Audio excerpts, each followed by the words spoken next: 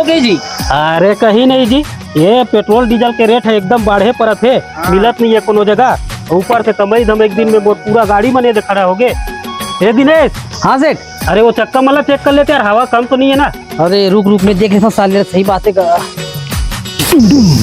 साले